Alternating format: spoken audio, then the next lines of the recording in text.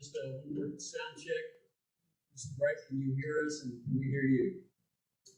Yes, sir, I can hear you. All right, we can see you, you can see us. I can see and hear you. All right, we have met the criteria of state requirements so that we can have a WebEx meeting and regular session. We do have quorum in-house. We will call the Grant County Board of Commissioners to order Tuesday, June the 20th, 10 a.m. All three are present. One is on the WebEx meeting application. I'll invite everyone to stand. We're going to be led in prayer today by Reverend Brad Trahune, who is the Executive Director of Grant County Rescue Mission, and then I will lead us in the Pledge of Allegiance. Please pray with me as I pray in my faith tradition. Father, we praise you for the events taking place in this county, in this town. We ask that your purposes would be met, even in this meeting and events across this area. We know that when we gather together, you always have a divine agenda, and we love you for that, Father. That even when we have done what you have asked, the results are so much greater than we could have imagined. Even when we fail in our attempts, you blow us away with your faithfulness to provide what we need. Our prayer today is that your will be done through this event, and we take what we have prepared and we ask it will be multiplied by your effects. Wherever we may fall short, may you stand in, and may be all the glory to you. Blanket us with your peacefulness, Father, and keep us physically safe. Guard our hearts and minds from pride and selfishness. And it's in the name of Jesus Christ I pray. Amen. Would you face the flag? I pledge allegiance to the flag of the United States of America and to the republic for which it stands, one nation, under God, indivisible, with liberty and justice for all. Thank you. You may be seated. Reverend Trahune, thank you so much for being with us today.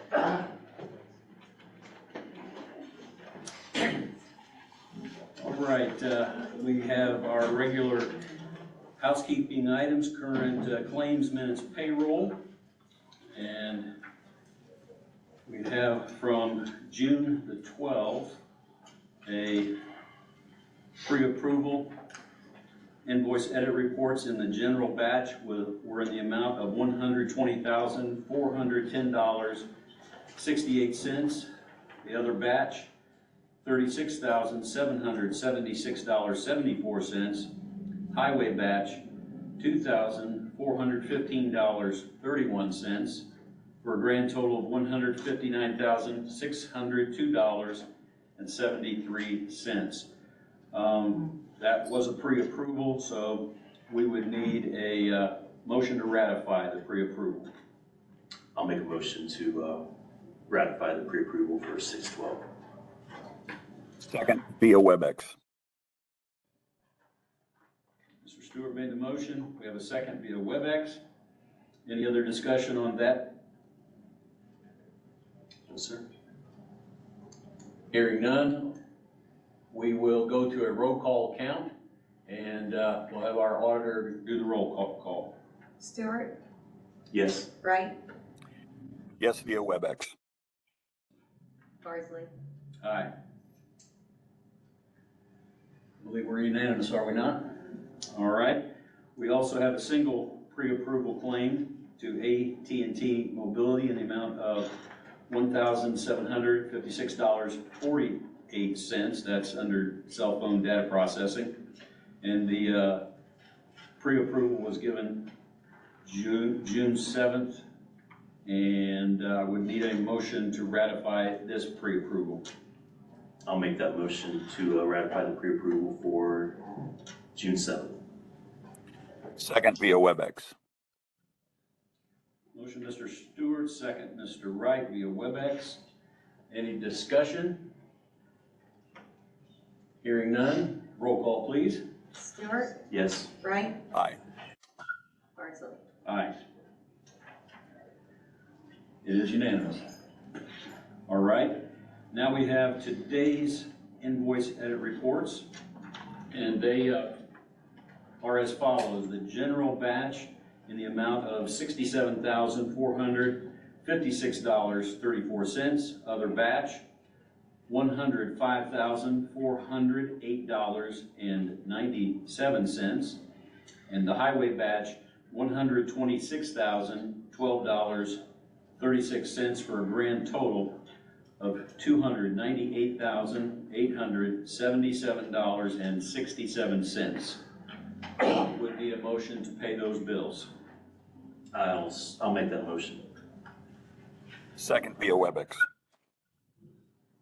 Motion, Mr. Stewart, to pay the 620 invoice edit reports. Second via WebEx from Mr. Wright. Any discussion? Yes, sir.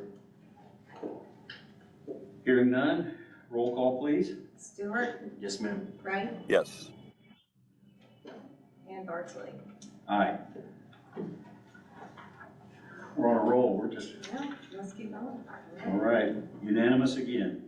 Last but not least, in our claims, we have also payroll. Payroll number 12, a pre-approval for number 12 was given on June 6th. Gross amount of $584,461.09, and that was paid out on June the 9th. We would need a motion to ratify payroll number 12. I'll make that motion to ratify payroll number 12. Second via WebEx.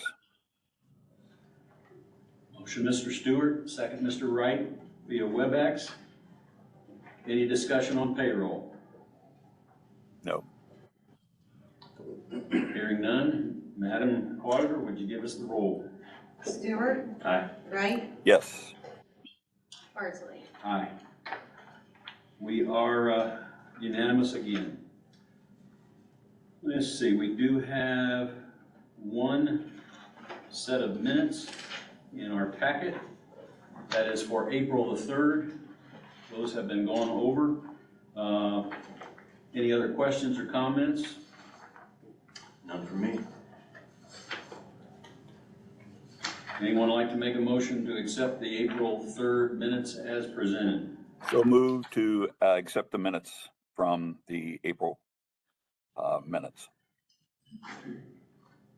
Via WebEx. Via WebEx, I'm sorry, yes. I second Mr. Wright's motion. Very good.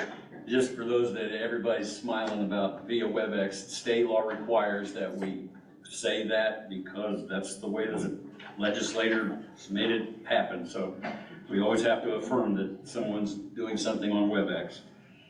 All right. I don't think we have any more questions. Let's have the roll call, please. Wright, Yes. Stewart, Aye. Barnsley. Aye.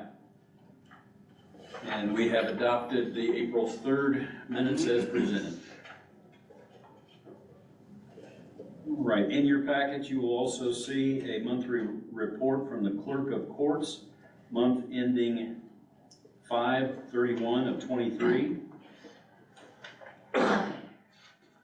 Any questions, comments, concerns about that, gentlemen? No. None for me.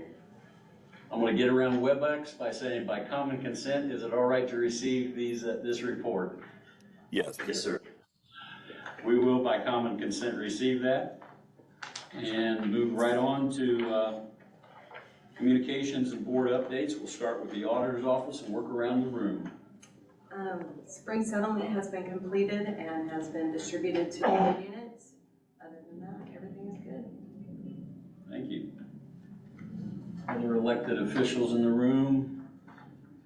Other department heads? Is Mr.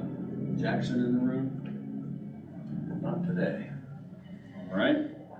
We will move on to IT. And Marcus is smiling and getting up. Well, like I said, I'm not looking to spend any money per se today, but. Morning, gentlemen. Morning.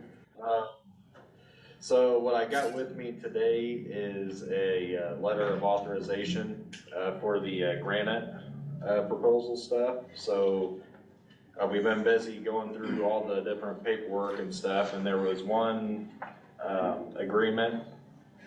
I guess the county attorney didn't quite feel comfortable with us signing because it was, like what was it, Justin? It had to do with, being like in New York or, The state law was an issue and the termination notice, they did not want to change either one. So in lieu of the agreement, the letter of authorization was presented and Kyle did review and sign off on it. yeah. So we have this letter of authorization in lieu of the agreement. Correct. Ron, Steve, any questions on that? No, been involved with it, with Marcus there and, feel comfortable with the company by all means. So basically, we're asking to move forward with the commissioners giving the commissioner president authorization to sign off on this and get things going. Yes. Technically, I think we should vote on that since this is in lieu of an agreement, so I think we do need it as a motion. Need a motion on it? I'll make that motion. Motion, Mr. Stewart. Second. Via Second, WebEx. All right. Any further discussion? Yes, sir. Madam Auditor, would you give us the roll? Stewart, Aye. Wright, Aye. Barnsley. Aye.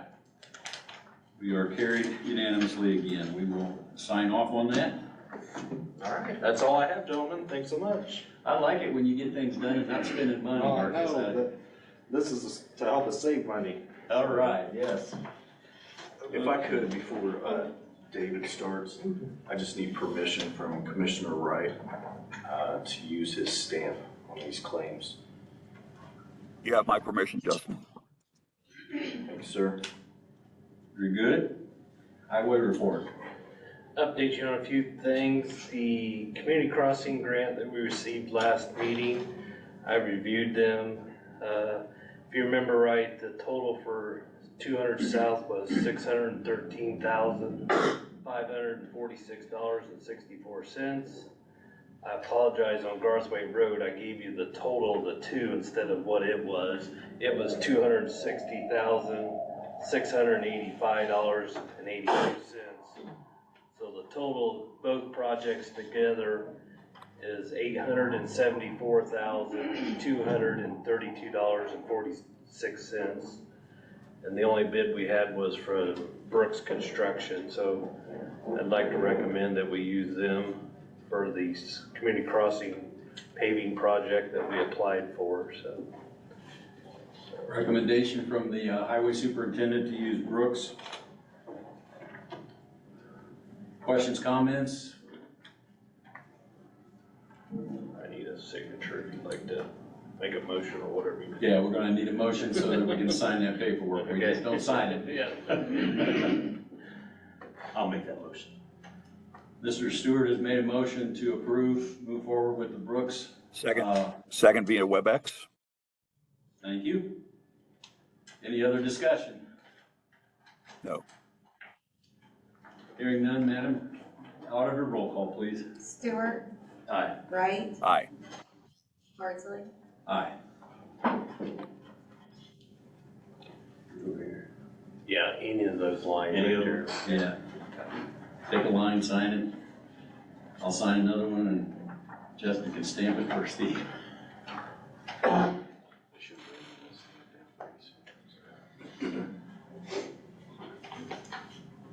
Let's see a spot. Does the auditor need to sign this as well? I don't believe so. Did I get ahead of myself? Did we vote? Yes, Okay. She did a roll. Did you not did a roll call? yes. We did, okay. All righty. I'll make sure I'm doing things right. Is this information, David, or do we need to sign off on this? Just a, basically, this is for the 2023-24. That's mine. Yeah. The next paper I handed you was for the 2023-2024 salt quote for next year. We had 3 vendors that gave me a quote. Compass Minerals was $99.94 per ton. Cargill was $98.11 per ton, and Morton Salt was $93.83 per ton. I'd like to use them for next year's salt season, if that's all right.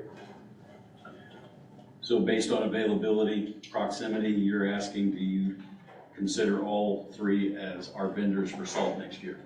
No, just the Morton Salt. Just the lowest? Yeah. Okay. So,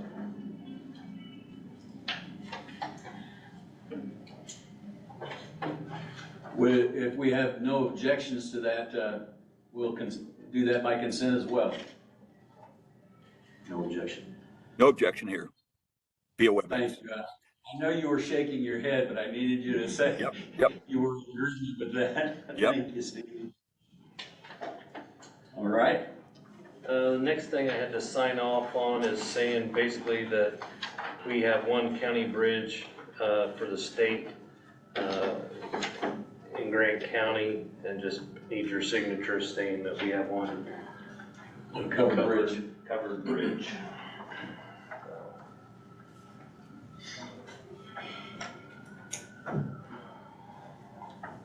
And again, that's a matter of fact. I don't think we actually have to vote on affirming that we already have a covered bridge. So with your consent, again, we'll use your stamp on that, Steve. Yes, you have my consent via WebEx.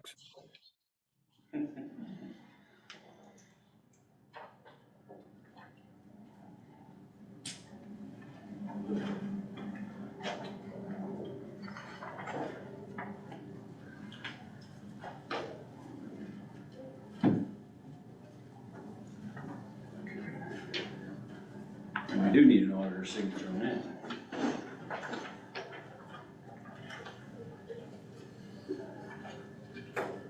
The next paperwork I submitted is for the Popcorn Festival to use our roads while they close State Road 5 during the Popcorn Festival event.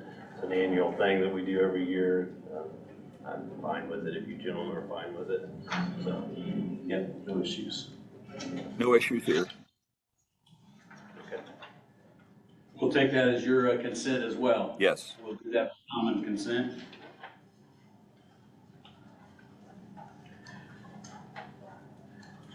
While you guys are signing, might as well have you sign one more thing. This is for the unofficial detour for around the town of Upland. They're gonna redo State Road 22 going right through the middle of Upland. They were supposed to start this spring. The way I've understood, they've had some issues with right-of-way, utilities, etc. So I believe they're planning on starting either late this fall or early next spring. So the unofficial detour that I gave them was 1050 east up to County Road 500 south and then back across. Hopefully, I have a feeling a lot of people run that way because the way I understand it's a 2-phase project. They're gonna do like one phase 1 year, then the remaining phase the following year. So I have a feeling a lot of people's gonna be going out around Upland to get through to get around it, so. And there is a measure of potential compensation if there's wear and tear on our county road. Right. So since we're talking about money, we would need a motion to approve the unofficial detour for the Upland road work. Didn't they just do a major project going through Upland the last year or two? Or no? Not on the state road. They might have done some on their secondary roads, or streets. My barber's right on Main Street there in Upland, and I just swore that road was tore up for a good long time. But maybe- And I guess right there where the bridge goes over the railroad tracks, they're gonna replace that. Okay. Do all kinds of downtown revitalization and everything, so. My name is spelled wrong on here. Is that an issue? Or If can I you just wanna mark it out and get it right, that's Okay. fine.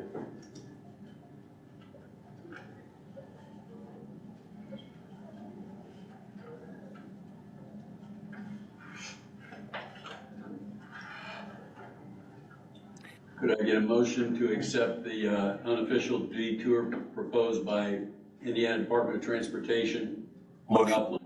Motion to accept unofficial detour via WebEx. Thank you. I second Mr. Wright's motion. All right. Any other discussion?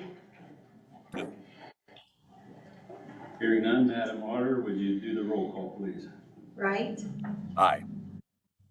Stewart, Aye. Bartley. Aye.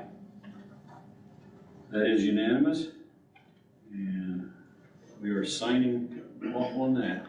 Thank you. Anything else, David? The streets in Jonesboro, I think Justin's taking care of that with our county attorney on getting that changed over. So I just wanted to kind of keep that on reminder. The Boys and Girls Club, are we gonna wait to do that next meeting, Justin, or? Yeah, okay. Alright. And I guess one thing I thought Kyle was gonna be here today for the road use agreement. I thought that's what his last email said for the roads in Blackford County. He's been working with them. I think we've got agreement pretty well set up. I thought he was gonna submit it today, but I guess not. So I didn't know if you knew anything about that or not. I talked to him this morning, but not about that, so I apologize. Okay, well, I guess hopefully next meeting we can get that all signed off. I've talked to Blackford County and everything seems to be fine with what they're doing, so hopefully next meeting we'll get that signed off and over and done. Is there any questions? They do have a representative here today. If you had any questions you'd like to ask them or need any information, or I know Kyle's been working with a lady and stuff, their attorney, and working on stuff, so I think they're doing fine. I don't know if Mr. Wright or Mr. Stewart, since we haven't had any opportunity as commissioners in our setting now to work with other counties. We did this with Madison County on access on our 1200 South that we share with Madison County, and this is again sharing a road with Blackford County. And if you have questions about access or use for the representative, please feel free to ask any questions. No questions for me. No questions for me. All right. Okay, moving forward, we have been busy chip sealing. We've got Center Township and Washington Township done, moving into Van Buren this morning. I do have Bridge 16 set for bid letting on July 17th at your meeting then. That's our other community crossing grant project. Working on the budget right now. Didn't know if you gentlemen wanted to see a copy of that before I submit it, or if you just want me to submit it and let you know what's going on later kind of thing, so.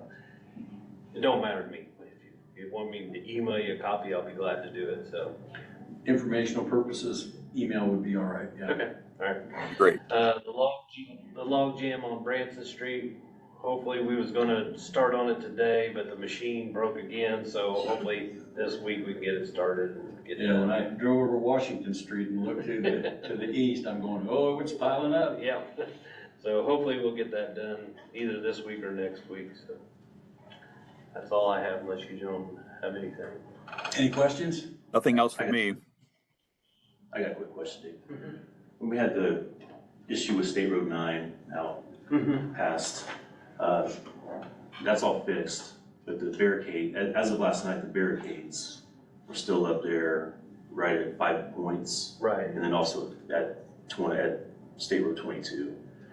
Is there a reason for those? I have no idea why they. And they're not blocking the road, but they're just kind of there, kind of in the way a little bit. I don't know why the state did that, because I went that way yesterday on my way home and I was like, is it open or not? And I went and it was open, but like you said, I don't know why.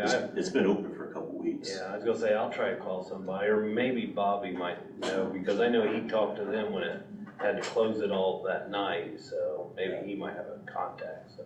Okay, thank you. Yep. Thank you, David. Thank you.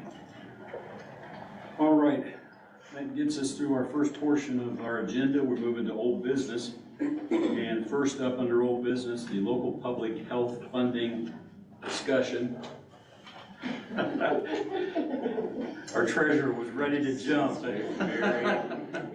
Is Tara in the room with us? She is on a call right now. That's all right. I do have the resolution drafted by Kyle that I present for your signature. Yes, technically, we authorized this at our last meeting, but did not have the paperwork, and we did not have a resolution number, so we would need a resolution number for Grant County, Indiana Commissioners accepting the state public health funding. 11. It would be Resolution 11, 2023. Now, technically, we already said yes to it, gentlemen, but since we have the resolution number, would ask that we reaffirm by adopting resolution number 11 of 2023. Mr. President, I would move that we pass resolution number 11, 2023 via WebEx. And I'll second Mr. Wright's motion. All right, we have a motion, Mr. Wright via WebEx, second, Mr. Stewart. You answered most of the questions on this, but anything else that come to mind before we act? No. All right, roll call, please. Wright, Aye. Stewart, Aye. Bardsley. Aye, and that first aye was via WebEx. Via WebEx, that's right, sorry. Hard to remember. All right, we have done that, and I just want to again, as we move on past this, our annual budget right now for public health in Grant County is right at about $630,000. By opting in to the investment that the state is making toward all the counties in the state of Indiana, we will be receiving just at $1 million to use for public health here in Grant County, and we only have to have a match of approximately $400,000. So we will be actually using our local tax money in a smaller amount, and the government will be giving us money. We will be seeing almost $800,000 more than what we were putting into it, if not a straight million. So that's going to help us meet the needs of public health, obesity issues, the smoking issues, child health issues, and testing that has to be going on for, oh my goodness, septic systems, pools, food, everything that we're dealing with, we now can expand, and I'm excited about what that will do for us. So thank you, gentlemen, for moving this forward. Well, case in point here, thank you for your leadership down at the State House doing the work of the people. And what you did down there, Mark, was great to bring those dollars back to not only Grant County, but also all the counties across the state of Indiana. I'll sound like a Chick-fil-A person for a second, but it's my pleasure. All right, we'll go on to credit card vendor proposal. Our treasurer is ready to stand up, and how are you today? Good. I was actually just really excited to see if the weather was nice where Mr. Wright's at. I'd show you a picture, but I'm kind of down away. But it is in the background enough. Thank you for allowing me the time this morning to speak with you. Today I'm just looking for the approval to move forward with Invoice Cloud and to approve the contract. I appreciate that our commissioners have asked for more research and understanding of the options out there for Grant County. I have previously provided that information to all of you. Spending the time to understand the landscape that has helped to reinforce Invoice Cloud is not like any other provider out there in this space, and that is why they're growing rapidly across Indiana. They are completely focused on digital engagement, and the online payment processing is just a portion of what they can help our office to complete.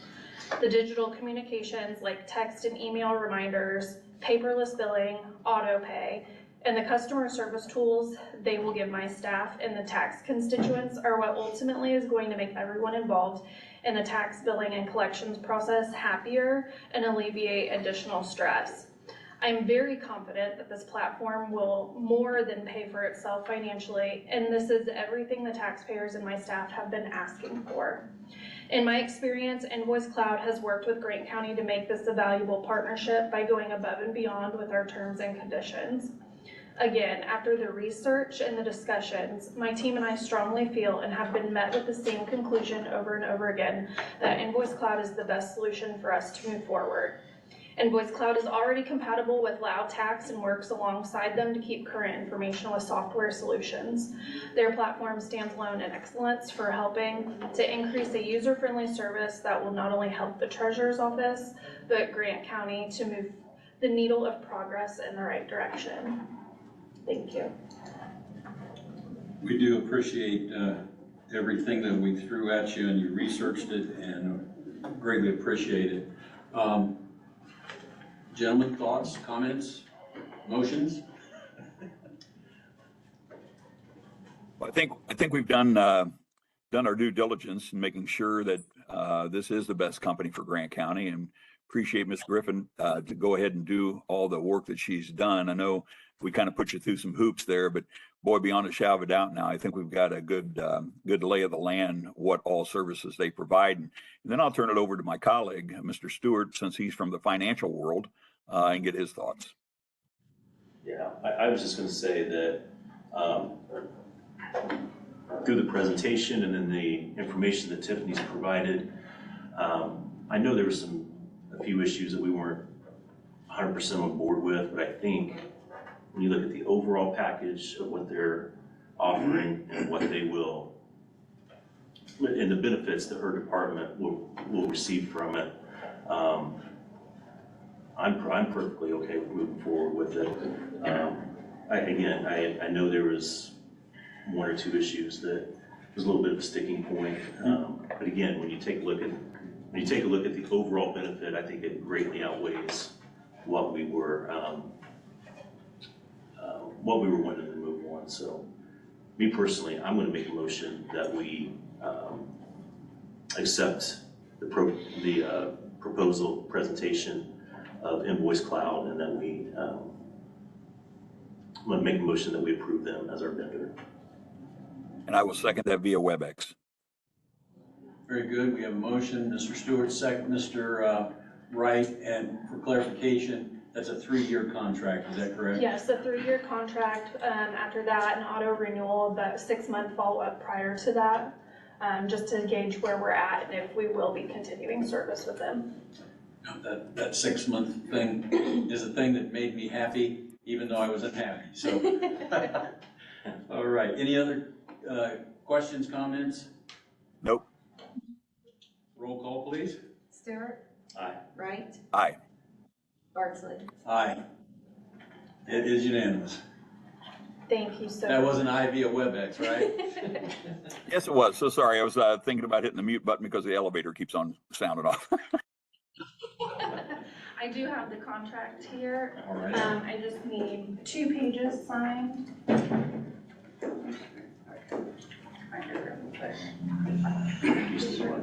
Yep. Yep. Well, so you want to sign it too? Just like this. Yeah. And then just right there. Thank you so much for your Seriously, thank you. You guys are gonna see tremendous growth, so, yes, we appreciate it. All right, next, under old business, we have Center Township Relief Appeal. We have, I believe, both parties in the room. I'm sure I saw, there you go, okay, and there we go. All right. Ms. Beatty is in the room as well. What we will do, remind our 2 witnesses that they are still under oath from last week's swearing in. And if Ms. Beatty, if you would like to come up and make any presentation for update, and then we'll have the Center Township trustee step up and update as well. Okay.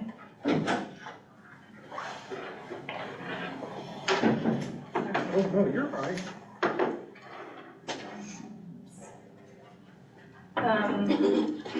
It's been a struggle because,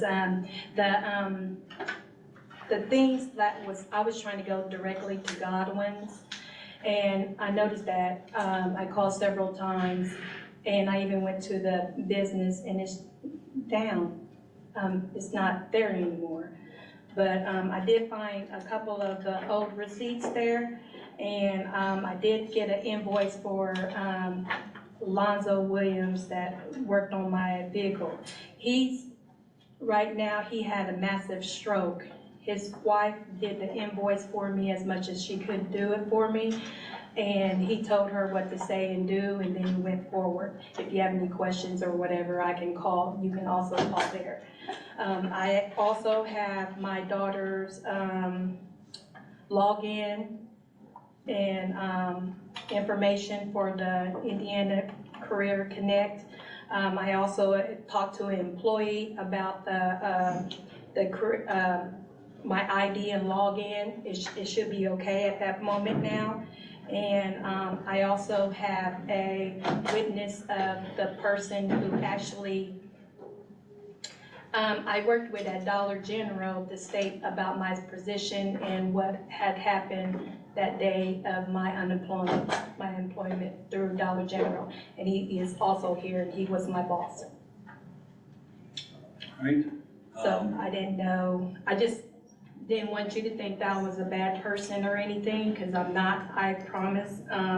When they told me about the situation about my job and stuff, it kind of made me feel really bad. And so I called my boss at that time to come and vouch for me and how of a worker I was. And is it okay for him to stand up? Well, we appreciate that. We don't have him sworn in right now. Sworn in? We'll go with you, and then we'll see what the trustee has to present and Okay. make our decision next on what to do next. Okay, all right. I do have the information right now. And that's about it. I mean, when we sworn in, he wasn't, when we did the Pledge of Allegiance or anything? That's just you and her from last meeting. Oh, okay, I'm sorry. Not a problem. Yep. And that's about it. I just got the receipts and whatever needs to be done. Those have been presented to the trustee? Oh, I thought I was supposed to give them to you guys. I didn't know. For today. Right. At 10 o'clock. Yeah, they were supposed to go to the trustee. Oh, I brought them here. At 10 All right. o'clock. I'm sorry. Misunderstanding. Okay. Let's have trustee. And we'll go from there. Oh, sorry.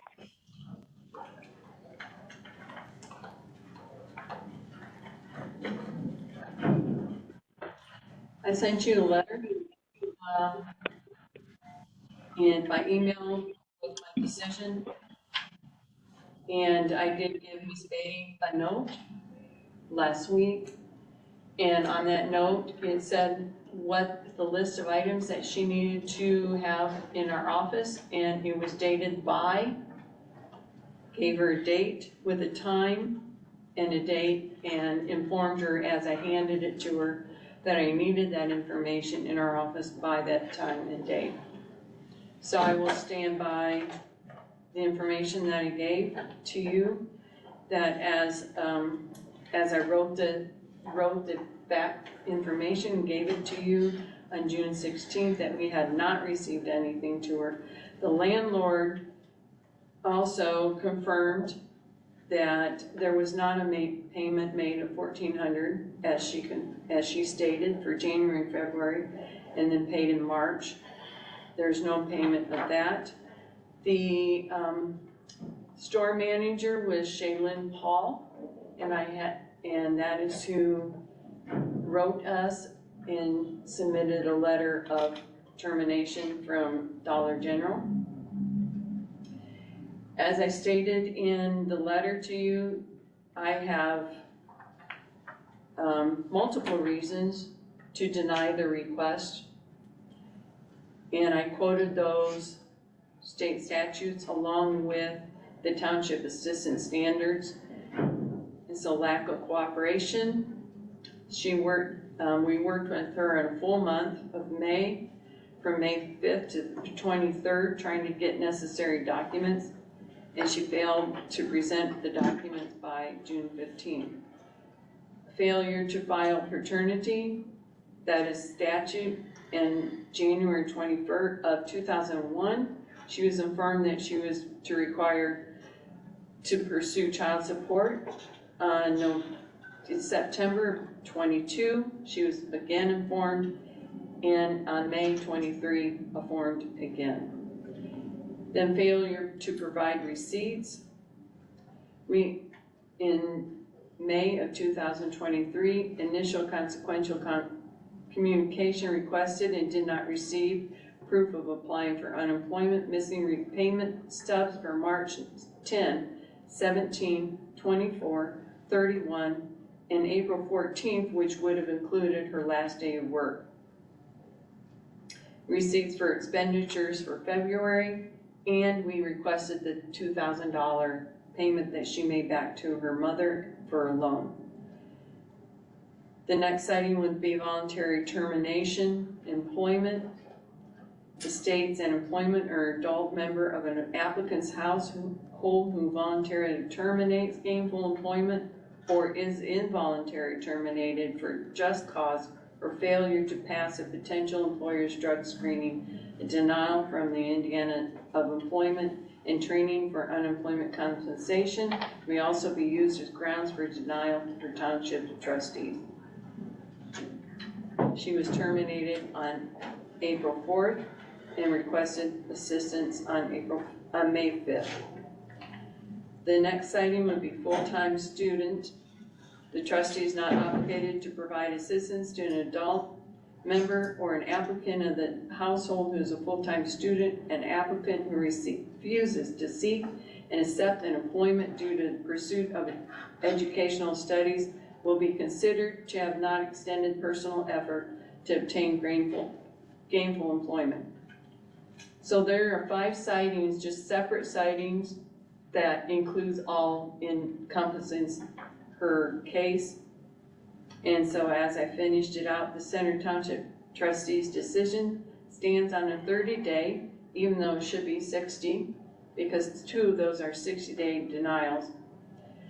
Per Sharita and Alicia Drake, due to the lack of cooperation for the following: not submitting vehicle maintenance receipts, not submitting work one employment searches, not submitting work password and usernames for both, and not submitting receipts for expenditures from March to date. And then as a federal income tax return can be considered for up to 60 days, the next application date will be accepted after August 22nd. I'll accept any questions you may have. Any questions from the floor on WebEx this morning?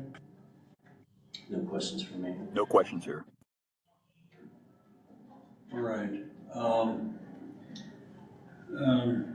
We need to deliberate just a little bit here, gentlemen, as to what we believe we should do next in the appeal. As I'm reviewing our rights and procedure form, the board shall be governed by the uniform relief standards of eligibility and needed established by the township trustee to the extent standards comply with existing state law for granting township assistance of the township. I think that we've had the appropriate testimony come to us. Anything right now would be additional and outside the scope of the uniform relief standard eligibility. That's where I'm seeing it. So I think that we need to move to make some type of decision on this. I agree. I agree as well. I have a question from Ms. Beatty real quick. I have a question.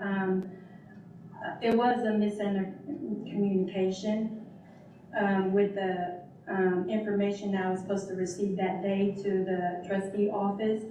I did remember everything in my head, what was supposed to be done. And like I said, Godwin's is shut down, and Mr. Lonzo, William Lonzo, had a heart attack with this situation too, and it was hard for me to get a hold of him. He's still in the hospital. His wife did all of this for me, actually on Sunday.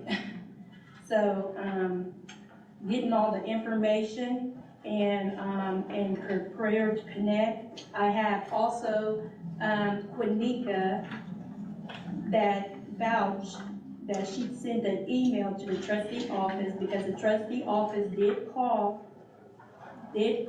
her, or she emailed them the information that me and my daughter has been doing Career Connect. And she said she has an email for that, because she said a lady had called up there for me. And my landlord also emailed me, texted me and told me that they also called him, and I did receive that, and I can call him on the phone and tell him, and we can ask him right now, how much did I pay for the month of March and the month of February, because I was 2 months late. Now, I don't know if this is a big miscommunication or anything, but I did what I was supposed to do, and I did try to get all the information, and I thought I was supposed to give it to you on this day, because Monday was that day. It was a holiday.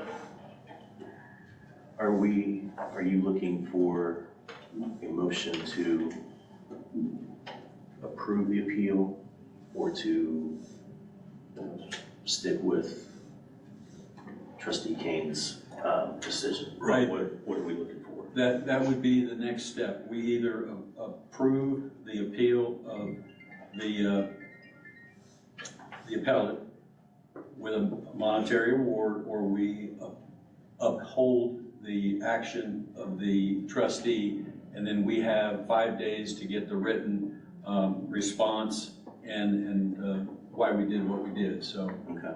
that's where pretty much we are right now. Okay. I feel that Trustee Kane has done her due diligence. I feel like she's went over and above. Working with Ms. Beatty on this, especially since we had a meeting last week and it was clear as to what needed to be provided for today. I don't feel like that was provided whatsoever.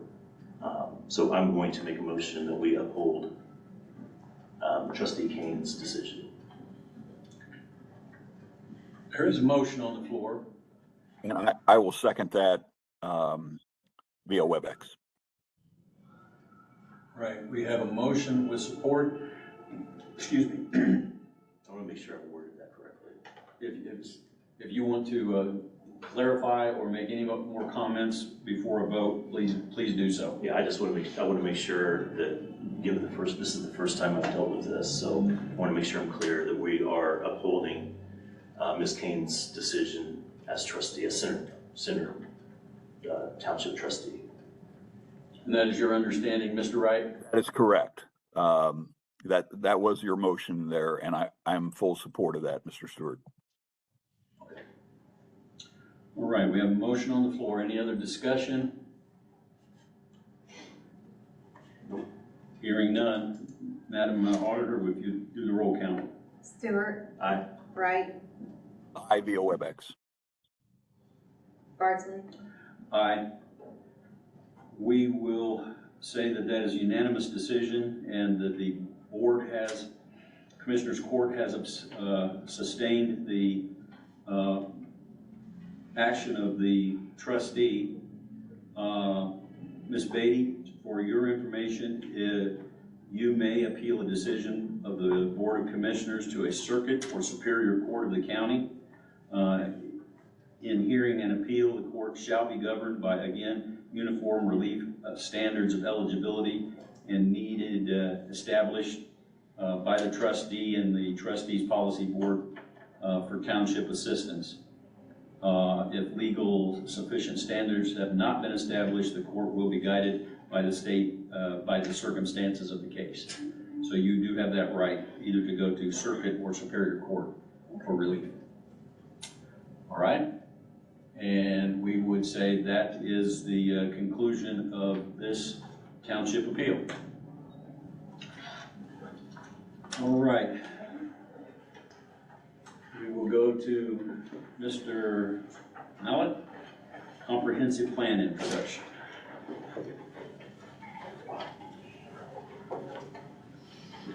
I figured I was sitting all the way at the bottom since Justin forgot me. Been going to sleep. I'm just back, you guys had discussed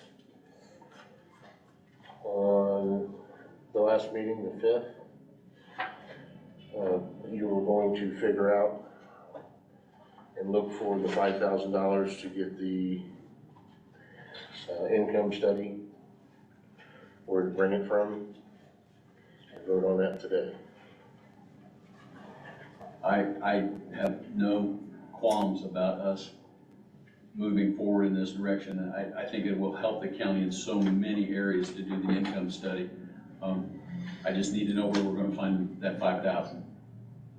Any thoughts from? My initial knee-jerk reaction is contractual services. I say that because we're probably in the hole right now, but. We probably need to ask for more money I again. think that's where it needs to come from. Do you know how far? I do not, I don't have that with me. Well, I mean, that is the appropriate area to go to for this. We'll just need to get on the agenda for an appropriation for next month to move that forward. And then the other thing I had, I don't know if Justin got on there or not, for our new attorney, we had discussed the major litigation fund. You guys were you said you were gonna get with Shane and talk to him about it.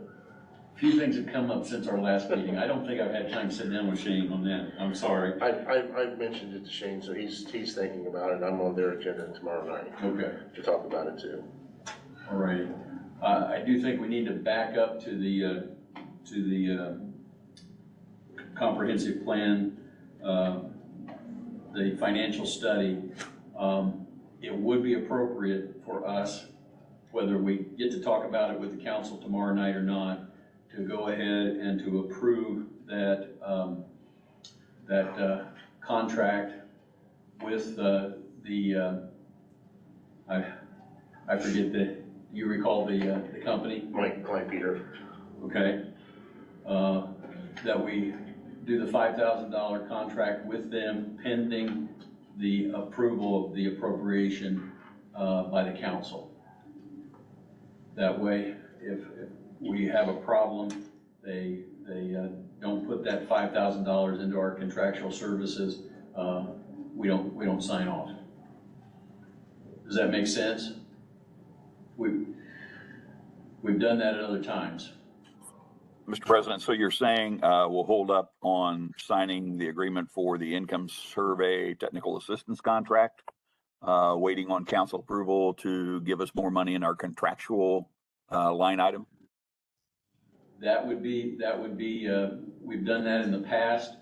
Once they approve that appropriation, then we can sign for it. Yeah, I know we've been talking about trying to get this comprehensive plan done pretty much since I've come on a year, and would love to move that forward if we can. Is there any other location, Mr. Satoff, to take those funds out of, or we do have funds? Not that it makes any sense. Just to clarify too, because that won't happen, the appropriation won't happen tomorrow. It would happen next month. Correct. The other thing, do we have anything in contractual services out of CCD that we could utilize? I don't have any of that budget information with me. At one point, we had contractual services there. I think we were kind of moving it out of there, but I don't know if that's a possibility or not. I'll have to double check. In lieu of a transfer, you could sign it. True, we could transfer from one of our other areas. That way you're not dependent on the additional appropriation request. I think that probably sounds better, that we transfer into contractual services and move forward with the contract. I know the APC would appreciate that, as well as Mr. Malott and myself. We're really trying to work on this and get it going, and it would just give us another month ahead of what we've been trying to do. So would appreciate that consideration. And let me know when you need a motion if you would do so. You have more thoughts or comments, or? I agree with everything's being said. We're looking at, once we can get it signed, we're looking at 90 days just for to get the survey end of it done, to see if we're eligible to go for the OBRA grants. So we're looking at the end of the year before we actually get the big ball rolling. Yeah, I think that that's a better course of action, and I would entertain a motion regarding this income study. I would make a motion that we go ahead and do the income study with Mr. Klein Peter, yes, Mr. Klein Peter, and that we go ahead and make a motion to approve the contract. Go WebEx. Via WebEx. Thank you. Even Ron's got the via WebEx down. New guy.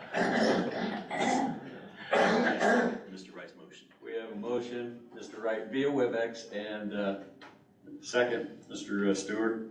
Any further discussion on that? No. Hearing none, roll call. Wright, Aye. Stewart, Aye. Bardsley. Aye. We have a unanimous vote again. Thank you. That transfer, that's something that you can work with. Right, what we'll do now is we will request a transfer, and that'll be happening during this next month. Technically, we can go into the red, but we still need to make the transfer of $5,000. Okay. All right. On the major litigation, like I said, I'm talking to the council tomorrow about that. I've spoke with Shane to start thinking about it. My concern lies with July 1st, I don't have an attorney. That's part of the contract we put together. If we can figure out what to do with that major litigation, is there any way we get that done before July 1st? Or do I need to pull that out of the contract and?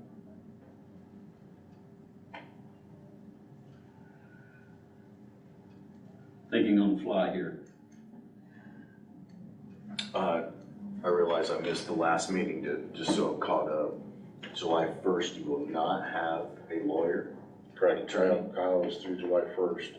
And when is Mr. Glenfield start? July 1st. So we're waiting on, we're hoping to do a raise from 12,000 to 20,000, which is part of what I'm talking to council about tomorrow. But they also, Kyle suggested 150 per hour for extraordinary legal services, kind of what he's got with the commissioners and what Mr. Meeks has with the council. It was suggested, and we were trying to get that figured out before contracts needed to be signed July 1st.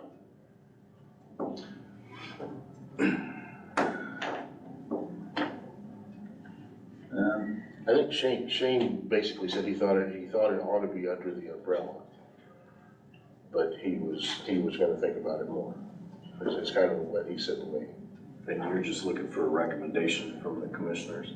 Well, when I brought it the 5th, like I said, in the past, we have come to you for like the mud yard and stuff, and got the money from you. When I talked to Kyle said I ought to talk to both. I'm just trying to go by process here. If we have an agreement signed with Mr.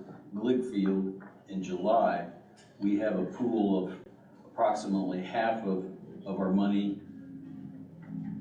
And if you have that agreement with him, he can be billing at a higher rate. We just need to, again, go for an appropriation to bring it up to the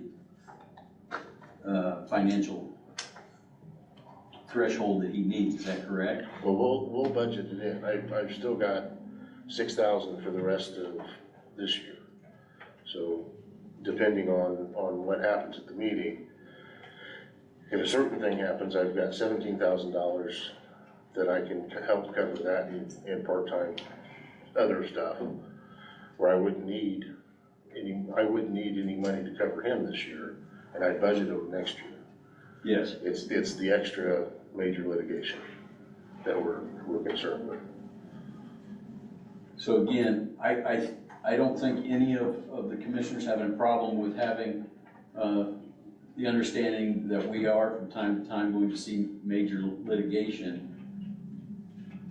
It's been fewer and far between, but as we exercise a little bit more and we're working on things, I'm sure that will ruffle people's feathers and probably take us to court more often, civil court. So, gentlemen, do you have a problem?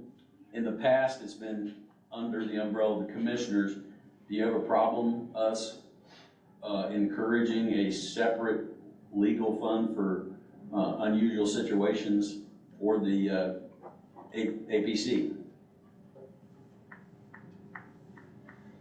I do not. It's one of those things where a couple things are in front of us now with the APC that and BZA that could possibly cause those kind of things. I just want to make sure that we're aware that you know they do have limited resources when it comes to attorney fees, and that if some major litigation does come up, that would be above and beyond the normal call of duty for the attorney that they hire.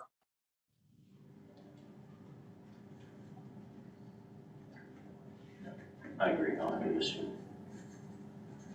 So should we take some type of action or recommendation that the council look to appropriate those funds? I think that would be good. As Mr. Malat said there, I think the commissioners, this was before mine or Mr. Stewart's time, that there was some sort of mud dauber type litigation that went on. And I believe that possibly came out of the commissioner's fund some way, if that makes sense. Yes, we pretty much funded it out of our legal line item. So currently, the commissioners, you can correct me if I'm wrong here, I'm just going from memory. We've got legal contractual is what we pay Kyle, his normal quarterly fees. That comes out of that. And that's the only thing that comes out of that. And then we have another line item for legal fees, which I'm assuming is extra on top of any other attorney that we would use. Economic Development Commission has their line item for legal fees as well, the 10,000 annual. Right. So I would also advise, we have a separate line item for APC. Commissioner Barnsley, that's what you recommended, the fifth, was to get a separate line item. And do we create that, or does the council create that line item? Council, with an appropriation. With an appropriation? Mm-hmm.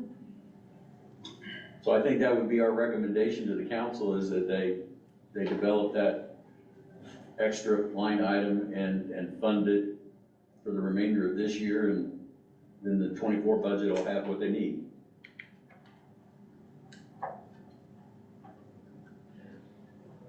Nobody's saying no. I'm good with it. So we will make an expression to the president of the council that we are in favor of that separate line item for unusual legal legal action for APC. Are we consenting to that?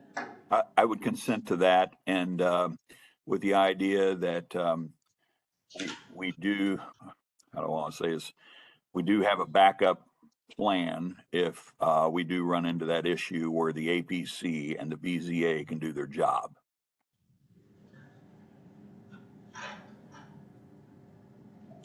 All right. Now, do I take that to them, or do you guys? I think I'll send a separate letter, and then you can just stand up and say, what do we do? Okay. I'm fine with that. All right. Thank you, gentlemen. Thank you. Gentlemen, are you aware of other old business that we need to handle before we go on? Yes, sir. No, sir. All right, let's go to the new business, election equipment upgrade request. Pam Harris. Good morning. Good morning. Thank you so much for letting me come before you with this thought. With our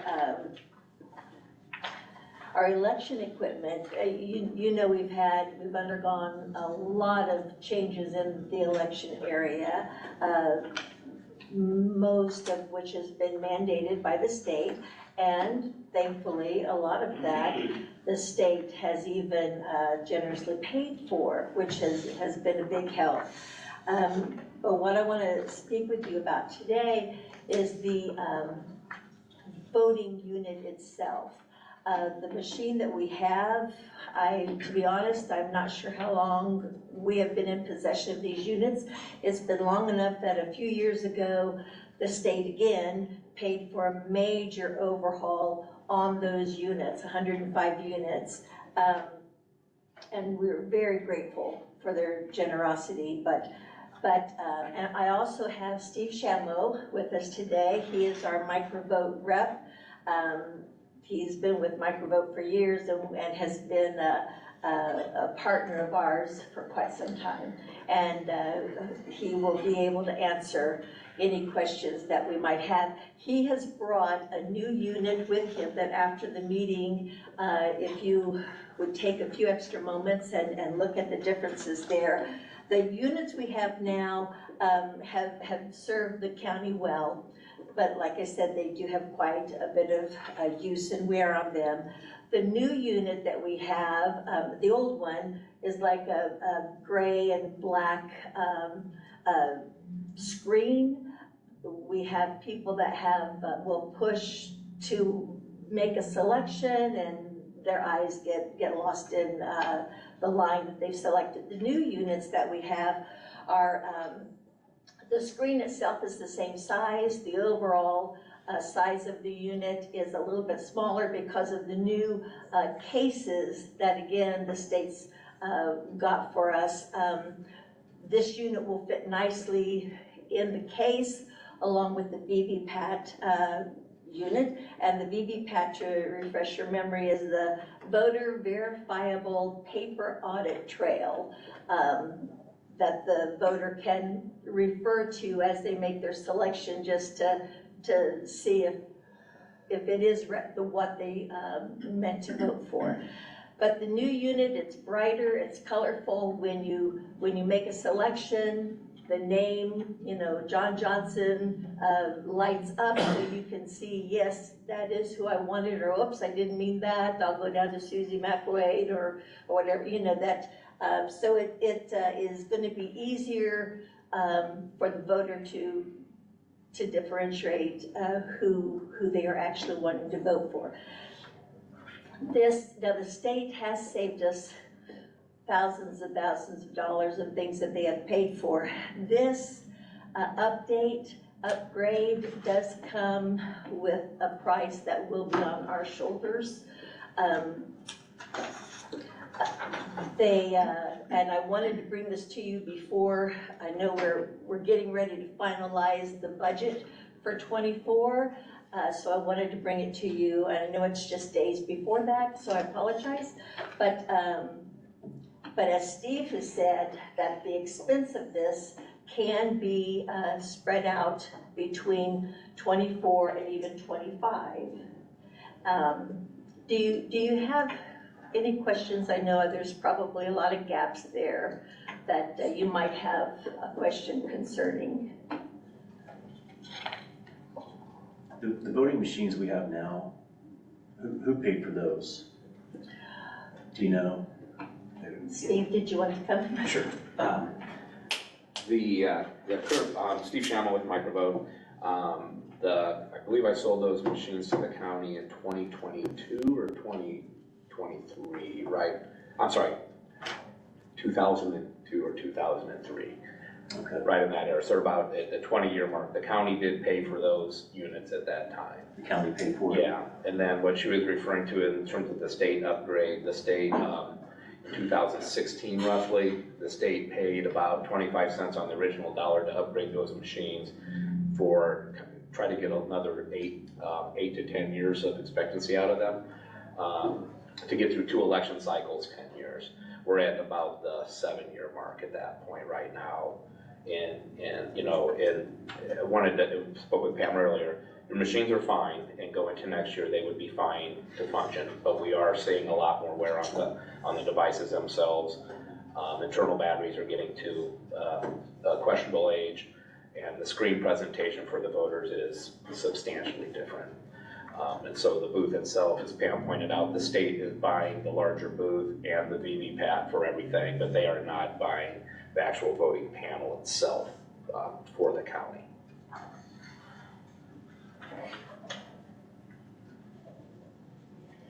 This, we do have as Steve has said a little bit ago when we were talking, the payment of those could be divided up. Yeah. So that what we do quite similar, or quite often, like for instance in Jay County, they were in a similar situation where they wanted to move forward with the device but weren't in a position to pay for it at that time. And so what they did was they paid for about approximately 60% of it in the subsequent year. We delivered those this year. They're going to make their first payment in 2024, and then the balance is going to take place in 2025 for them. And we traditionally try to get around 60 to 70% of the initial to cover all the material costs and installation costs, stuff that go into it, and move it forward. And to be clear, there's nothing wrong with the current voting machines. They're just getting some age and some wear and tear on them. Is that how I'm understanding it? We kind of wanted, when Pam and I spoke about this a couple months ago, we kind of wanted to be more of a kind of a health checkup on the voting system. This county's always been good about once every year or two having me in to kind of just talk about the state of the equipment at this point. And so the 2 options are kind of to try to move forward towards the new device in time for 2024. And then the second is a projection to start thinking about 2026 and start thinking, okay, we need to snowball something to roll into that for that time period. But yes, your equipment will perform fine, move through all the certifications are up, and everything will be maintained through the year. If that's the circumstances in the county, we'll be fine with that too. Okay, thank you. Just a question. Are you finding other counties doing the upgrades, or do a lot of the counties have the same equipment that we have? What are you seeing? I'm seeing, for instance, the counties that are trying to move forward right now, Jay County just did recently. They were one of the very first counties on the Infinity panel, so they were a couple years ahead of you guys. Wells County is another one that was in that circumstance. The new device has been used in Steuben County and Tippecanoe County for the last couple years, but they were new customers on board. I would, my goal is by 2026 to have everybody up on platform, on the newer platform.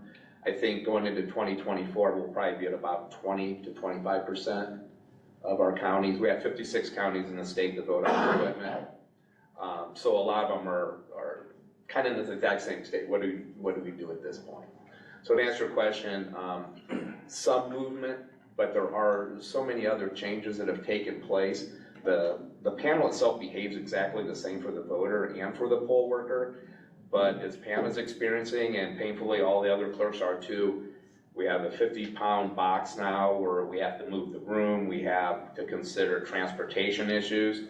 We have to consider pickup, ceiling, chain of custody issues that will take place with voting equipment that's come up recently.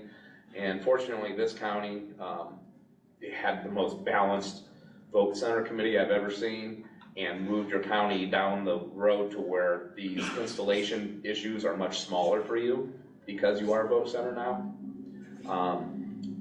But to answer your question, about 20–25% of the counties will be on it going into next year. What's the average life expectancy on the units? We should be at the good 20-year projection again. And in fact, I feel a little better about this one even than the other one, because the other one had older style processors that actually generate heat. Those who noticed the equipment closely noticed that when we did the upgrade, we put in a higher level processor, and you actually started feeling heat from the device because it is a closed, non-vented device. This is just, 20-year more advanced technology in solid state processes. And in terms of what it runs, the best way to think of it is it runs more like an iPhone than it does a laptop. We've found that Microvote has been an amazing company to work with. Their support is incredible. Steve and the team, they would just drop anything. They're always available to answer questions and drop what they're doing and come to things such as this. There are times when we've needed things that they have just been there, and their support has been incredible. And the warranty, the warranty on the panel itself comes out of the box at a 1-year warranty, but that is like ridiculously flexible to whatever demands the county puts on that. I'm not comfortable with 1 year because it sits another year after that. So I would suggest that if we move down this path, whether it's this year or 2 years from now, that you seek like a 3-year warranty. So we have 2 full complete election cycles, 4 years of use, and an off year of storage. So essentially, you're looking at an initial payment of $180,000? Yeah, right in that range, yeah. Besides hardware issues, are there software maintenance agreements that get added on? No, the software maintenance agreement stays the same. I think it's at $12,000 annually, right in there. Right in there, and that's. I can probably say in 29 years with the company now, we didn't even have a software maintenance agreement until like 18 years ago, and we've only changed the price on that twice in those years. And it seems, and I spoke with Mandy, our CEO, and I know that's locked in for the next few years also. And those are incremental. Yeah. Sorry. No, it's just saying, as I prepare for my budget each year, I reach out to them saying, I'm getting ready for the budget, what kind of changes may there be? And there have been no changes. They just have been able to keep things the same. Yeah, we try to keep that in about a 10% increase every 6 to 7 years. It seems to be balanced against our federal certification costs.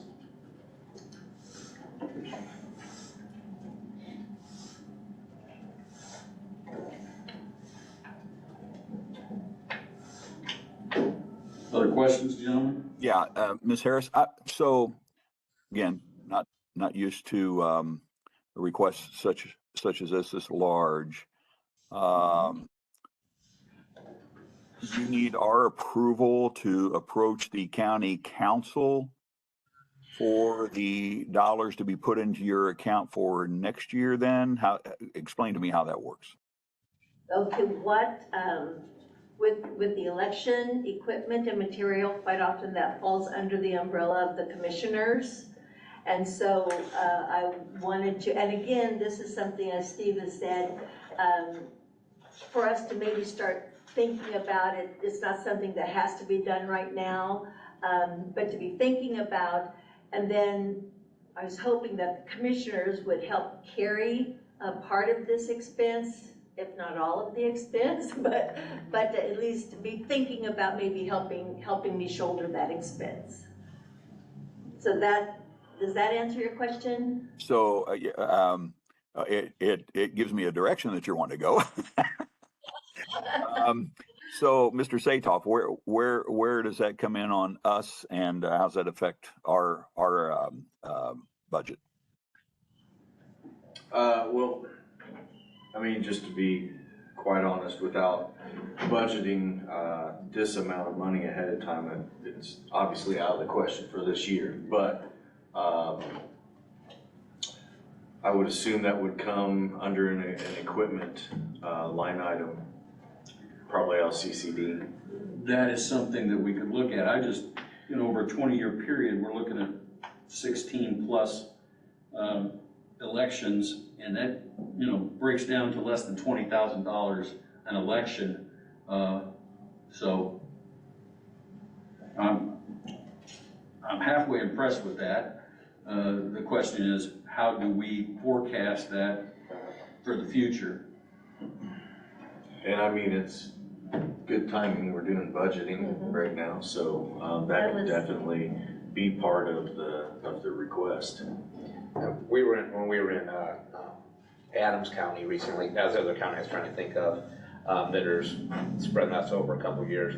They had concerns about ARPA money because some of the restrictions regarding going out to bid, and we're a sole source scenario, so they weren't comfortable with those confusions moving forward. So they too were getting fairly creative in terms of trying to find allocations and how to stretch it over a couple of years appropriately. I think it's something we ought to take under advisement.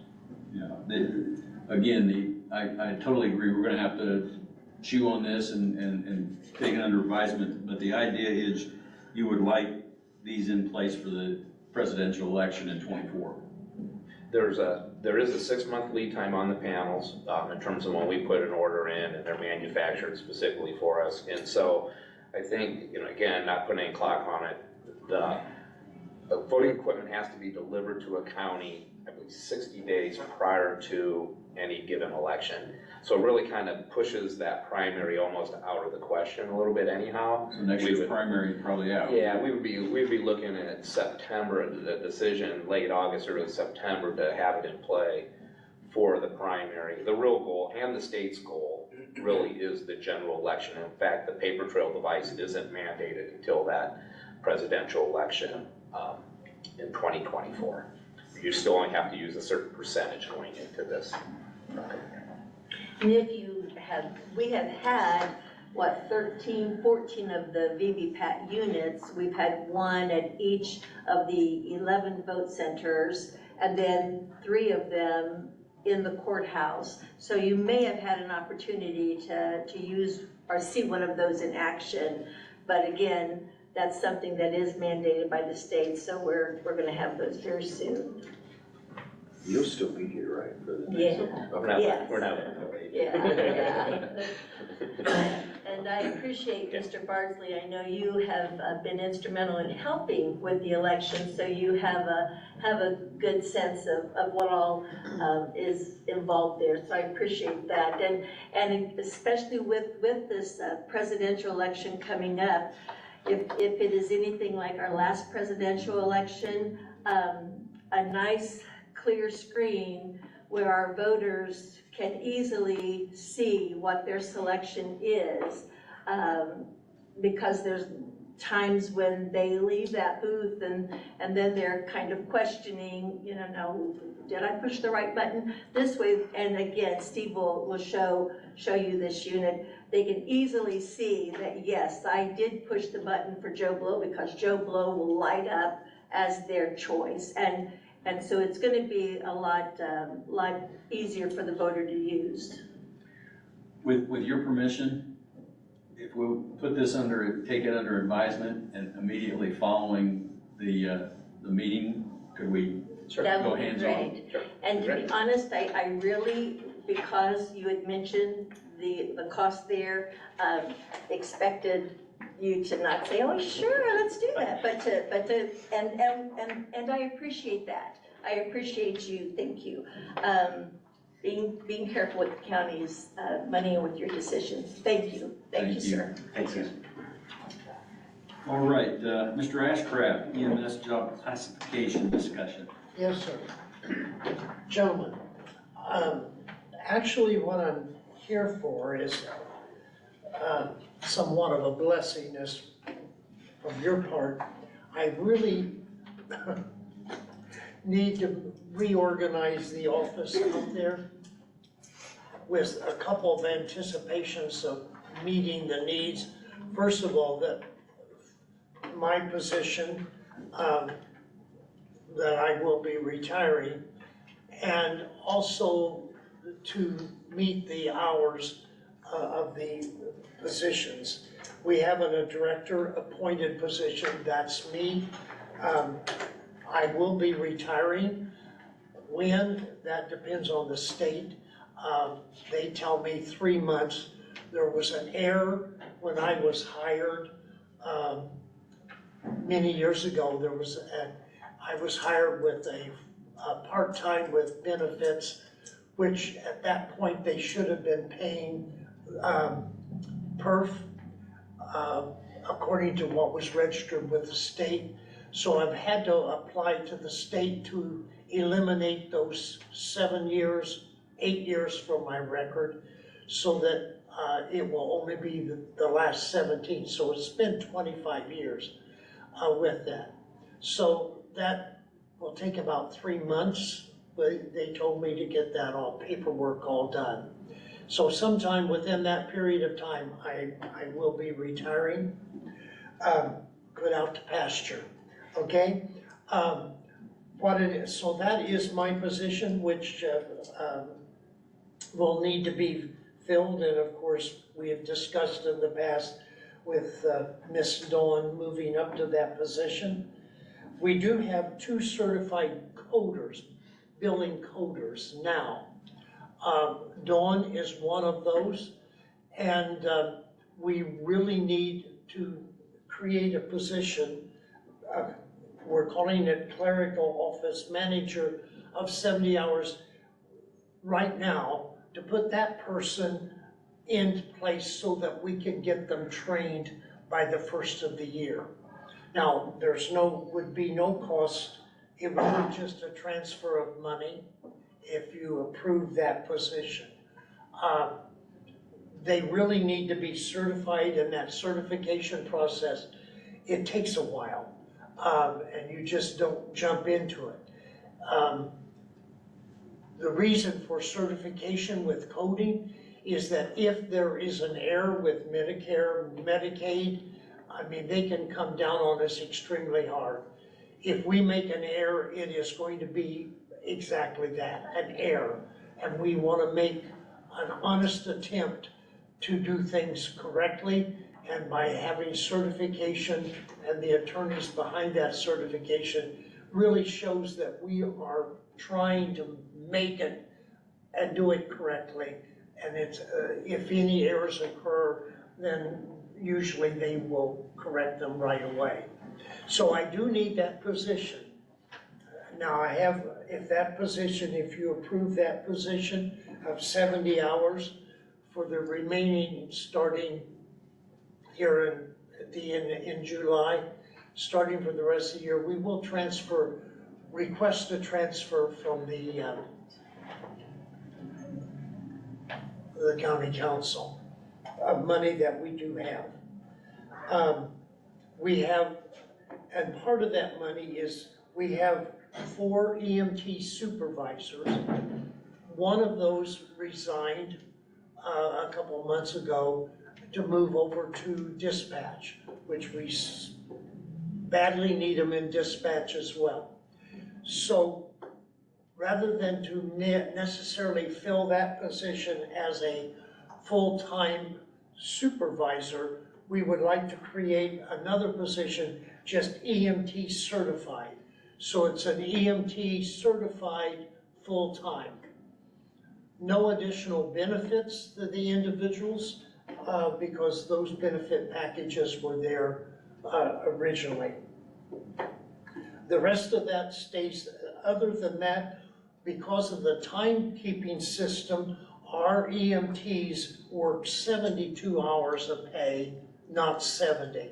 So we need to adjust that, the time for those. which means we will have to transfer money over to the original appropriation to match the hourly rate for 72 hours versus the 80. So again, what I'm asking is a creation of that training position, because the way our salaries, if somebody were to replace someone that had been a full-time biller, you're starting somebody new, getting their certification at the same rate that somebody that's been there for 20-some years, which is really what would happen. So we really needed a lower level to start with so that when the training part occurs. So I do need that position. And also we would like to create that EMT certified full-time position in place of an EMT supervisor. So you're expressing your needs here, and now I'm gonna look over at the auditor and say, are we looking at creating some new salary ordinances with this? Yeah, these are all salary ordinance amendments that the council would go through. I think one of the items that he has on here is the 72-hour classification, which we currently do not have that. We have a 70-hour and we have an 80-hour. If he has employees that are working 70 hours in a 70-hour classification, they are actually getting paid for their 70 hours and 2 hours of overtime. So to create that new 72-hour, I'm not sure if that's something that, I assume it's a policy thing. Yeah, it's a policy thing. It would also be something that we would have to address with the AOD timekeeping system. And they're gonna have to, you know, write a special, yeah. So we're gonna have to have our attorney help us write some things. It's either you keep them at 70, pay them 2 hours of overtime, or move them to an 80 and have them work more hours. That's really not your recommendation though, is it, to move them to 80? It almost wouldn't be possible with 12-hour days. It doesn't, the We math currently doesn't have work. the classification of dispatch under 80 hours. They work their 12-hour shifts, which is 36 one week, 42 the next, but it balances out to 80. So as long as there's a snapshot of it. Yes. I think, fellas, we're gonna take some more under advisement. I agree. And one other thing, the certified biller position, the salary ordinance would state $30,000 where it currently is. I'm not sure what that amount is. But if you wanted to hire somebody that wasn't certified, you can pay them a lower rate. But I would not change that salary amount, the maximum amount, because if they get certified and you want to move them out, you would have to do another salary ordinance amendment to increase that amount, and you'd have to go to council. So you can always hire them at a lower amount and then increase it. With With the qualifications, then graduate That's them. correct. Right. It So would also really- be permanent, that, right, Dwayne? That position seems like an extra position now, but it wouldn't be permanent because then they would be taking over for me. Does that make sense? We just want 6 or 7 months of training here before that happens. Okay. Now, the hourly, we'll have to deal with that later as far as the hours. But, yes, that position, that we would like, you know, basically 6 months. That will allow us to get somebody fully trained and certified in that 6 months.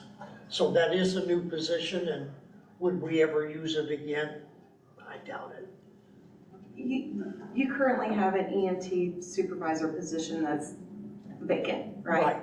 You can hire a person into that position, do their training, and move them into Dawn's position if she is appointed as the director. So hire them under that name, Yeah. but train them for the other. Yeah. We really need to replace that person though. We don't have enough people to fill the hours. Right. That's the problem. We need to. We're actually down 2 supervisors right now. Jeff went to dispatch and we had one that's off herb surgery. FMLA. So we're We're hurting. we're struggling. Again,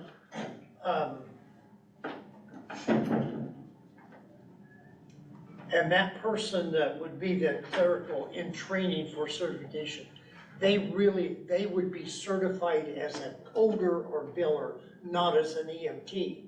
So somebody that would fill down there with this EMT supervisor, that requires the EMT certification.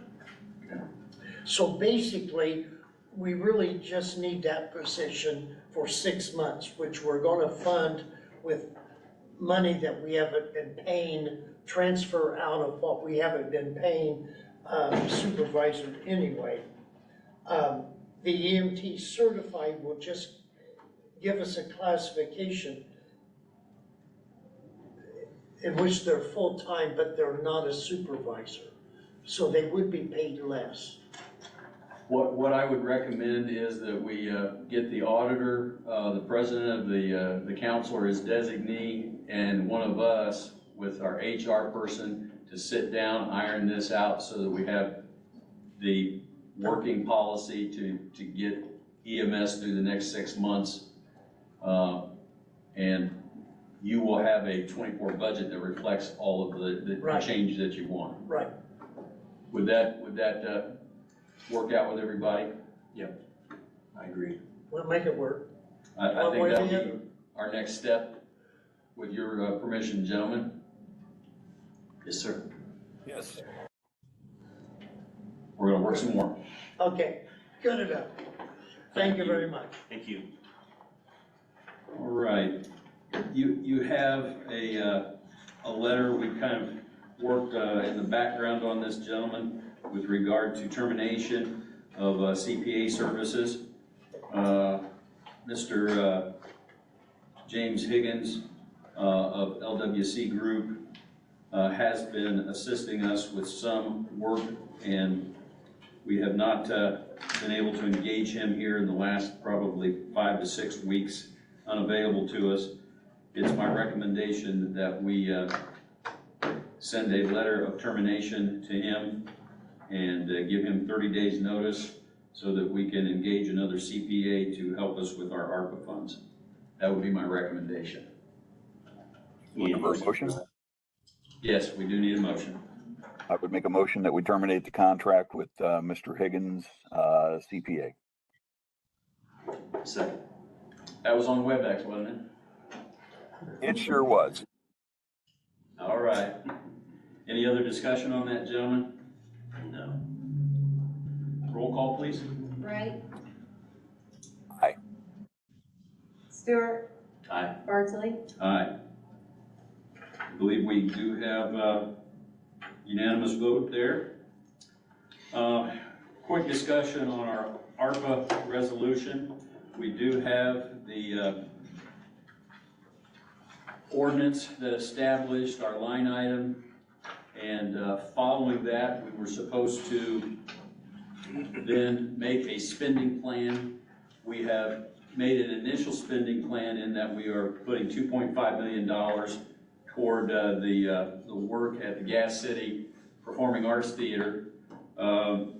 We have discussed in the past that we would be wanting to additionally on that spending plan do $500,000 for the airport water sewer project, $200,000 for the drainage board for future projects, $200,000 for the Mill Township Director's Firehouse Administrative Office, and then we talked about, what I missed?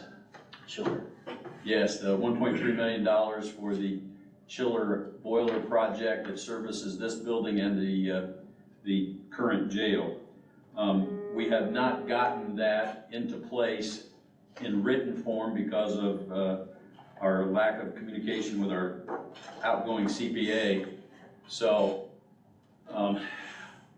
the question is, do we, again, vote on that, sending it to the the council with our recommendation and bring the paperwork back in for actual signatures after the fact.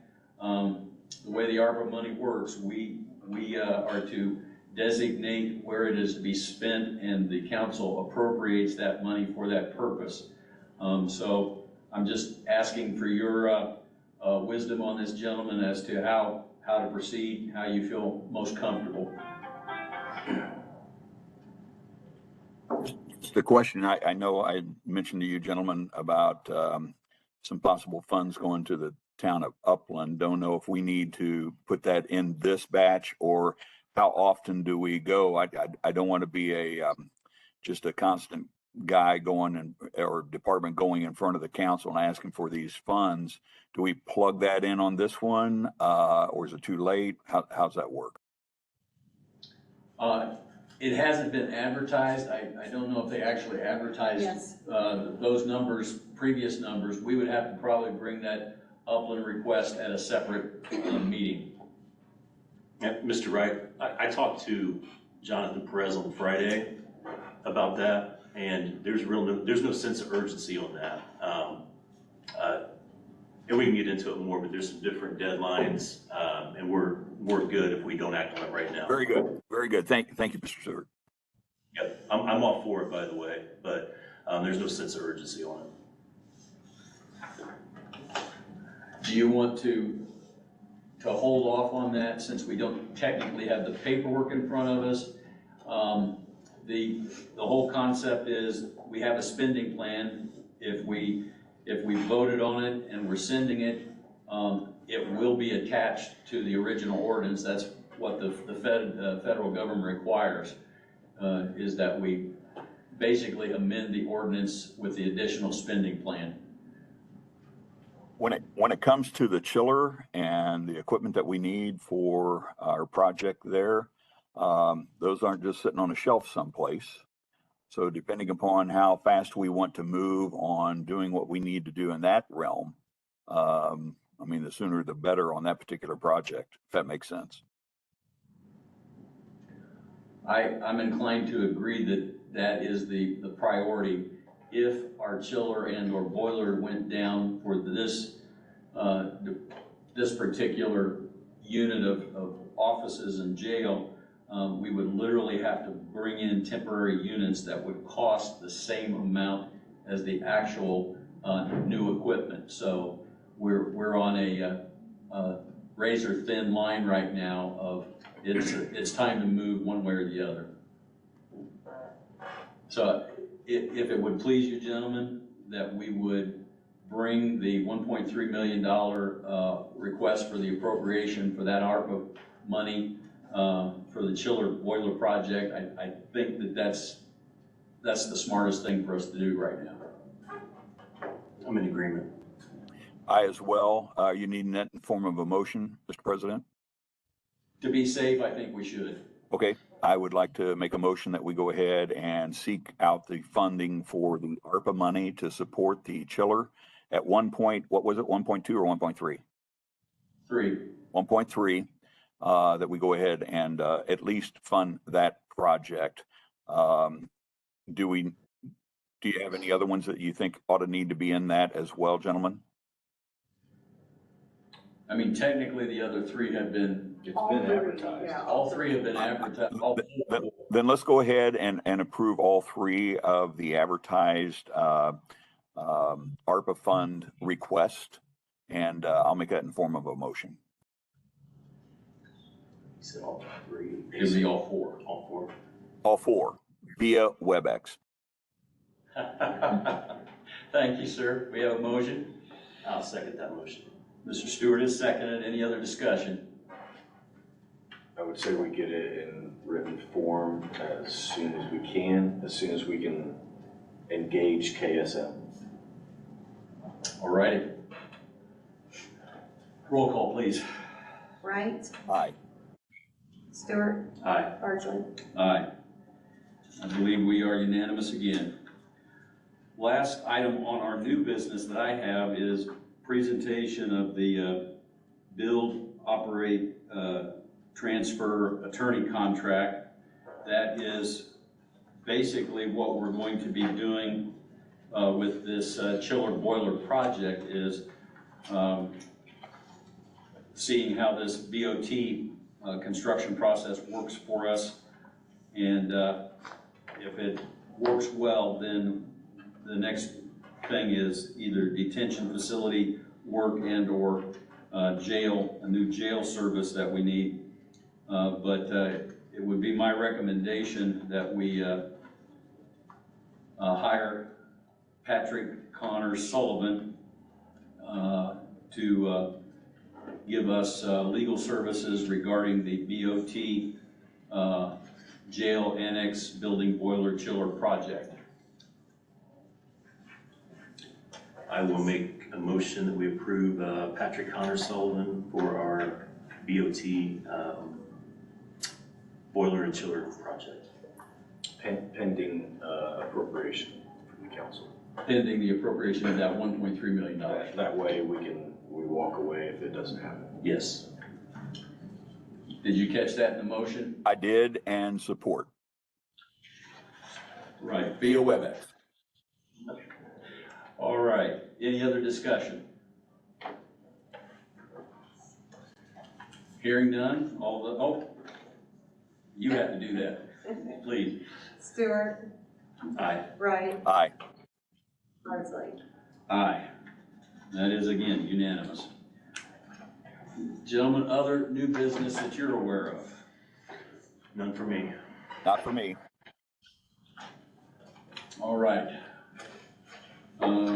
We are about to move to the public comment of the portion. This time the public is invited to speak before the board. Please approach the podium when recognized by the president, stating your name and address. Comments should be addressed to the board, limited to items on the agenda and new items. No complaints, accusations, or name calling regarding personnel can be allowed. During this public discussion time, a limit of 3 minutes will be given. If more than one person is represented for a group, only one spokesperson will be heard. It is expected professionalism and courtesy displayed at all times during public comment portion of the meeting. Would you join us at the podium and present your name and your address and concerns or comments? And thank you for your patience. We're actually, this isn't our longest session, but it could be. Feels like it. Okay, I'm Linda Sutton. I live at 1221 South, 350 East, Marion, Indiana. And I did speak briefly with Mr. Wright, but he was on vacation. So what I'm here for is to try to get information and help from you. It has to do with the area zoning board and getting permits. We had a local contractor get a permit for a business, through a business in a residential zone. The Board of Zoning Appeals, after discussion, approved his variance request. And during that time, they said this issue comes up every couple years that someone doesn't get a permit, doesn't get the correct permit. The person spends a lot of money to renovate a building, and then after they're done, then they come and want the variance. And here is a picture from my bedroom window. All these bright lights, it's lit up better than a Dollar General parking lot. This will be my view for 8 months a year, until the trees come in and the lights aren't so bright. They're not that bright right now. But they gave him a variance to open his Kingdom Event Center across the road in a residential area. There are basically 4 houses around this event center that did not want the event center there. They didn't want the traffic, the noise, the lights. the people that live behind the event center, they don't care, they're for it. They're not gonna have the traffic going back and forth in front of their driveway, nor have to worry about the trash that the people throw out because it's all behind them. To me, the board said this happens every couple years. And to me, if they know that they have this problem, how do they rectify it? All they've done is award Mr. Young for not getting the correct permits, not giving the board truthful, complete answers when they asked him questions, and yet he's rewarded with a permit. It's given him the go-ahead to do this again. So Mr. Wright said I needed to go to the Area Zoning Commission, I believe. Area Plan Commission. Area Plan Commission. So that is my next step, but is there anything I need to do, any way to get around this? I mean, when we talked with Mr. Malat, he said, no, this zoning, his initial zoning permit for renovation of the building into a storage facility probably shouldn't have been given. Because he had a lawyer draw it up, but it was not under county zoning, it was under city zoning. So that permit shouldn't have been given, but it was. Mr. Malat's excuse is we don't have enough people, we don't have enough employees to go out and check all this. And that may be true.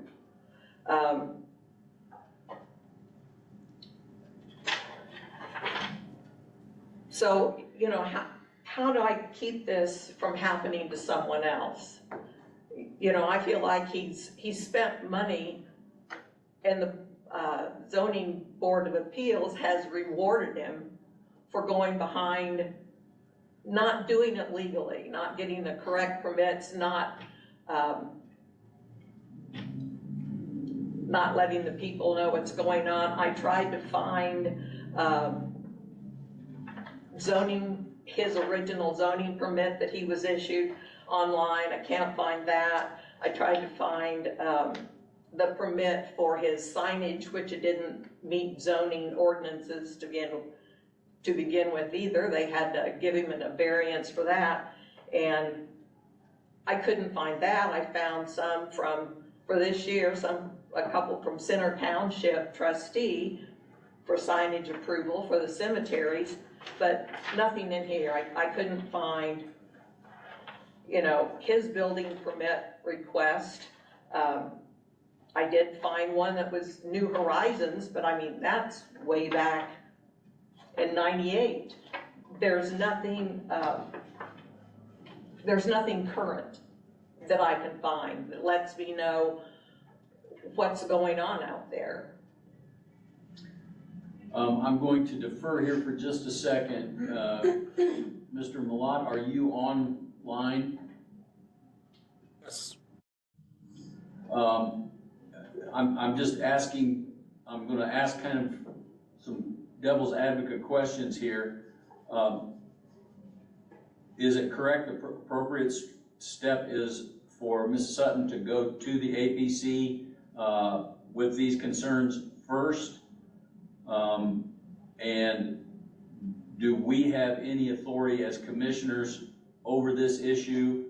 That's my second question. The third question, or giving us some direction, is assuming that nothing's happening at the APC or the BZA level, the only thing that I'm seeing is civil litigation. Is that true? Right. So in this case, kind of what happened, we had a contractor come in and get a permit to remodel 420 square foot of storage area in this 10,000 square foot building. So we had done an initial inspection on it to see a scope of the work. That was in August. of last year. Then they called for a rough-in inspection, and our building inspector at the time went out and did a rough-in and gave them the okay to drywall the building or the work areas. It wasn't until Mr. Sutton came in, I believe in April, to the BZA meeting and said, hey, this is an event center. So kind of what's happened is, as you're aware, we've got about 1,500 open permits and one building inspector. So in the case of when they don't call, we're not always completely up on it. And there are permits out there that we haven't seen in 9 months to a year. Right now we're doing 15 to 20 inspections a day, trying to keep up on it. So in this case, on the zoning end of it, we thought we're doing a remodel on 420 square foot. Building inspector came in, looked at it as a commercial building and did a building inspection on it, not knowing what the zoning was. And then we didn't know that he had fully created an event center until April. At that point, I told Mr. Young, you need to stop, and we need to get you in for a variance. He had had a lawyer do all the due diligence on it, but the lawyer actually used the Marion City land use table instead of the county's land use table. So the Marion land use table said the event center was allowed by right. But the county's land use table said he had to get a special exception on it. So that's when he applied for the special exception. The sign, and he also put a fence up that was over 6 foot.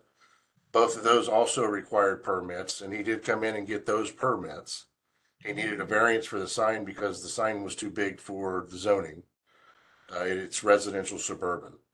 So, again, here's a case that if they're not calling us for inspections, it's not something that we're seeing all the time.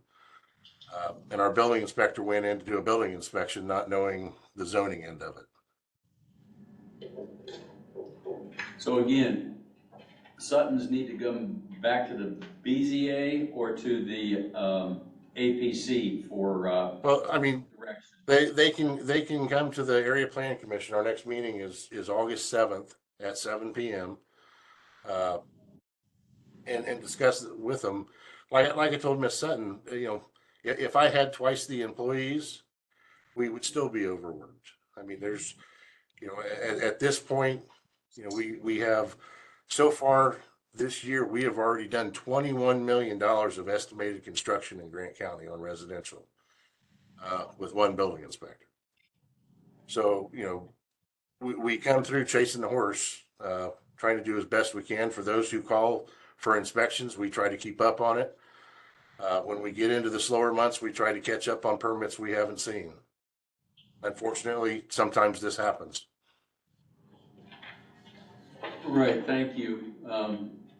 So it does sound like the Area Plan Commission is your next step. And again, my assumption is if you do not find some type of satisfaction with them or the BZA, the only recourse would be some type of civil litigation. That would be mine.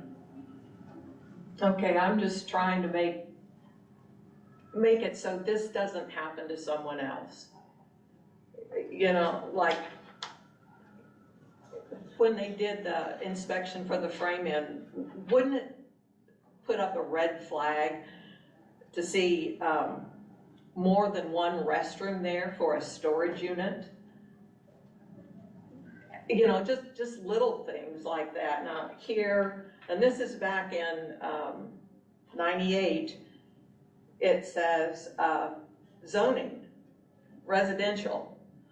Did the gentleman that did the inspection, didn't he have some type of paperwork that gave him what the zoning was, where he was at? I mean, on the last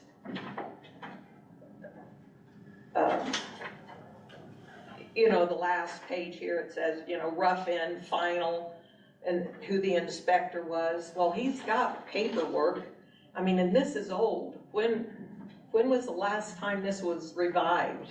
I can't You know, answer that, just- and ABC would probably be the one that could answer that, so. Okay, I just wanted you to be aware. I didn't know if you could give me more information. You did. Next step's that, and maybe legal counsel to get them to change their zoning permits and be more aware of what's happening. Well, thank you, ma'am. Thank you for letting me speak. Absolutely. Anyone else like to address the Board of Commissioners? Anyone on WebEx? Anyone else in the room? Mr. Kirkpatrick, you got anything to say? I don't know. Trustee Kane? Trustee King. So, it's just an inquiry, and just to find out my next steps. The township, the fire departments and all in the townships have to also output money to do the radios for the center dispatch. And so I am trying to put together a presentation to bring for help with ARP money. So do I start with you? Do I start with the county council? Definitely us, because Okay. as the executive, ARPA money has to be designated by the executive, and then the council is the one that actually releases money for the appropriation. And the timing, do I have a couple of weeks to get that together? I think we've got to the end of 2025 to take care I of got a it. couple years to get that together. That give you enough time. That does, okay. That was my question. Thank you very much. All righty. It has to be designated by the end of '24, I believe. Designated, but Spent. again, there's one designation called loss recovery that pretty much, it's a wash that we can slide it into that, and then we can just about designate it any one way we want to after that. All right, Mr. Wright, any other business you need before us, or you ready to go find some sunshine? You're on mute, brother. I just see you laugh. Say I'm on mute. Well, I was on mute. I'm so sorry. I'm good to go via WebEx. All right, Mr. Stewart, anything? No, sir. All right, hearing no other, we will declare ourselves in recess till July 3rd, 10 a.m. Good enough. Thank you.